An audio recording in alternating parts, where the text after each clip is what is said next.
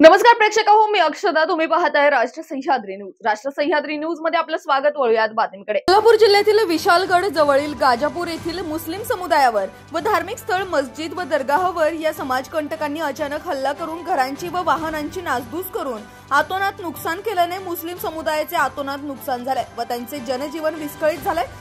या घटनेचा शिरूर अनंतपाळ तालुका मुस्लिम समाज व मुस्लिम एकता फाउंडेशनच्या वतीने निषेधार्थ शिरूर अनंतपाळ तहसीलदार मार्फत मुख्यमंत्री महोदयांना निवेदन देऊन कळवले आहे. यावेळी तालुक्यातून मुस्लिम एकता फाउंडेशनचे तालुका अध्यक्ष अब्दुल अजीज मुल्ला, पठाण फतेह अली खान, पत्रकार शकील देशमुख, मेहताब शेख यांच्यासह समाज बांधव मोठ्या संख्येने उपस्थित होते. विशालगड तालुका विशालगड आणि कोल्हापूर जिल्ह्यामध्ये गाजापूर या ठिकाणी मुस्लिम समाजाच्या वस्तीवर जे भ्याड हल्ला झाले आणि मस्जिद आणि दर्गा या ठिकाणी तोडफोड करून आतोनात नुकसान केले, त्या समाजाचं अन्याय झालं. या ठिकाणी आम्ही मुस्लिम एकता फाउंडेशनच्या वतीनं संबंध मुस्लिम समाज तालुक्याच्या वतीनं आज आम्ही या ठिकाणी जे भ्याड हल्लेखोर आहेत त्यांना कडक शासन करावं या मागणीसाठी आम्ही माननीय तहसीलदार साहेब यांना शिरूर तालुक्याच्या वतीनं आज निवेदन देण्यात आलं. माननीय राज्यपाल महोदय यांना पण निवेदन दिले.